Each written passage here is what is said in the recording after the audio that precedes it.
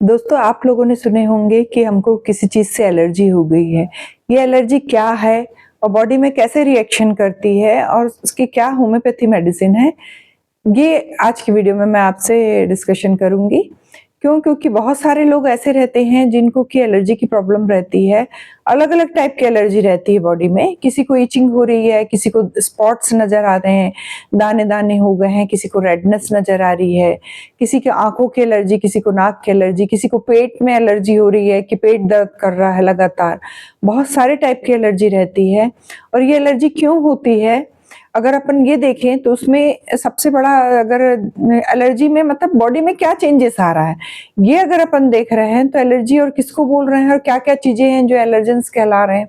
तो जैसे ही अगर हमारी जो बॉडी की जो रोग प्रतिरोधक क्षमता रहती है, जो एक प्रकार की एक पूरी प्रणाली काम करती है, जो कि रोग से लड़ने की क्षमता के लिए हमारी बॉडी में एंटीबॉडीज़ बनाती है।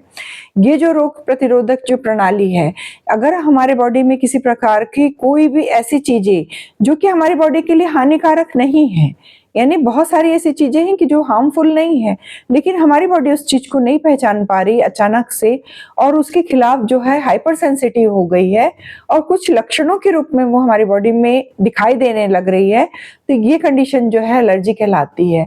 और जिस चीज़ के प्रति वो एलर्जिक जो रिस्पॉन्स कर रही है, वो तत्व जो रहता है वो एलर्जेंस कहलाता है।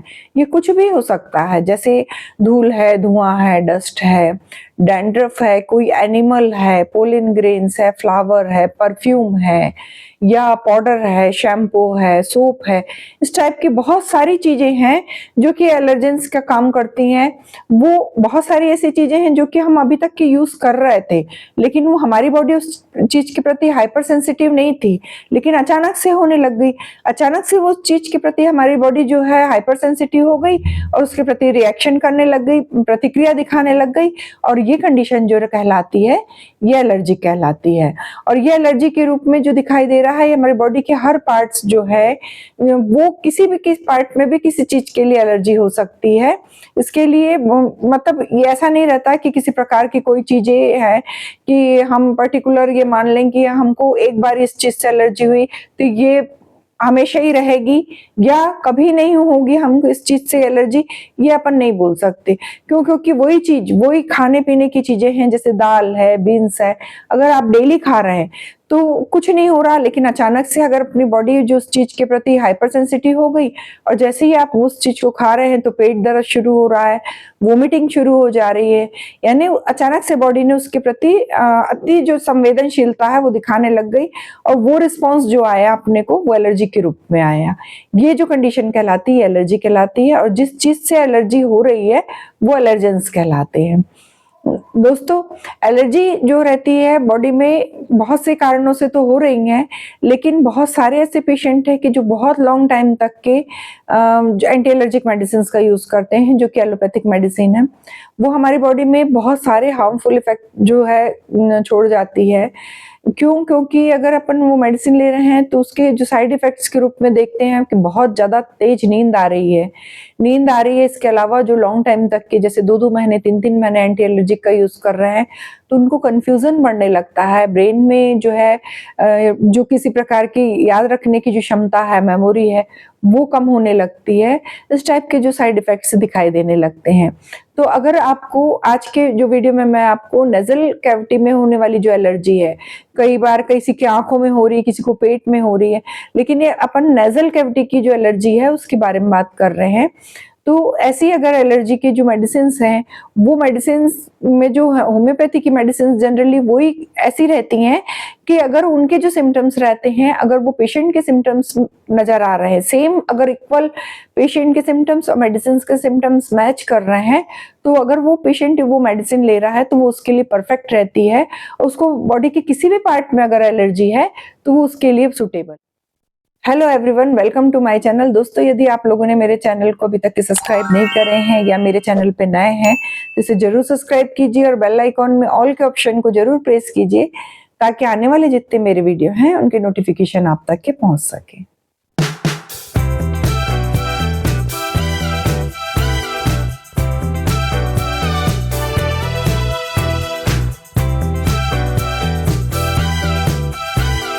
दोस्तों एलर्जी की जो बात कर रहे हैं, तो जैसे ही एलर्जेंस हमारी बॉडी में जाते हैं तो वैसे ही हमारी बॉडी के लिए हाइपर जो सेंसिटिव जो रिएक्शन दिखाई देते हैं, जो किसी भी रूप में दिखाई देते हैं।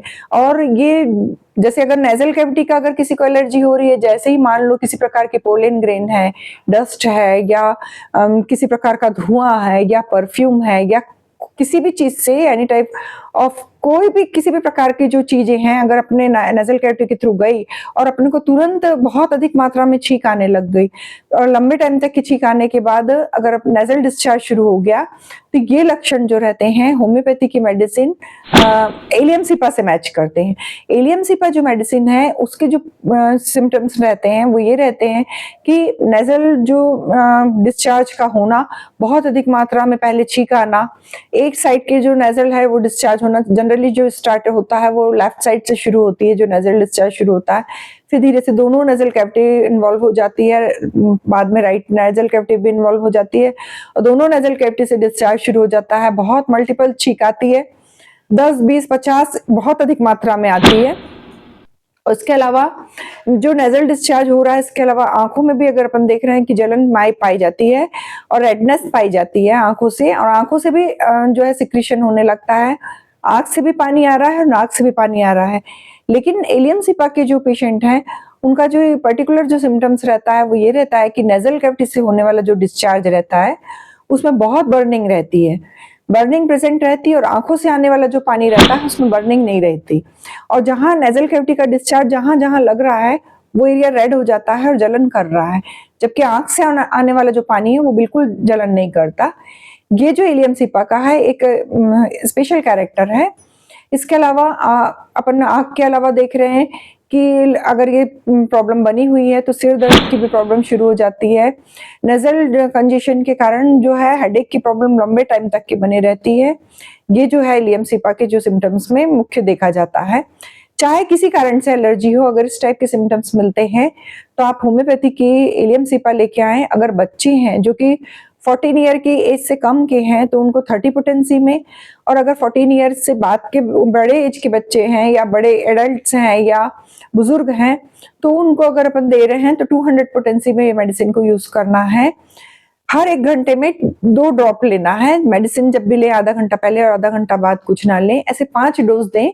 आप 2 से 3 डोज लेंगे तो आपको रिलीफ मिलने लगेगा। उसके बाद लंबे टाइम तक के इसको 1 से 2 दिन तक के 1-1 घंटे में जितना ज्यादा हो सके 8 से 10 डोज तक के डेली ले।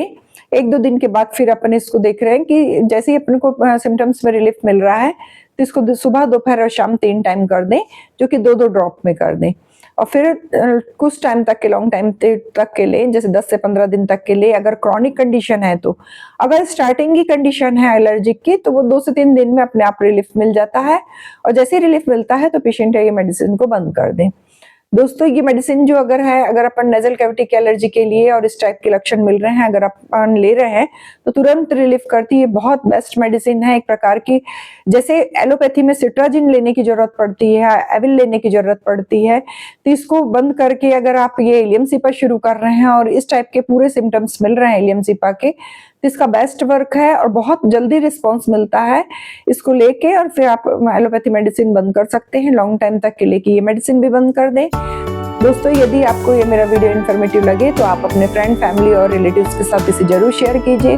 ऐसे ही इन्फॉर्मेटिव वीडियो के साथ मैं आपसे फिर से मिलती हूँ एक नए टॉपिक के साथ नेक्स्ट वीडियो में। Take care and stay safe.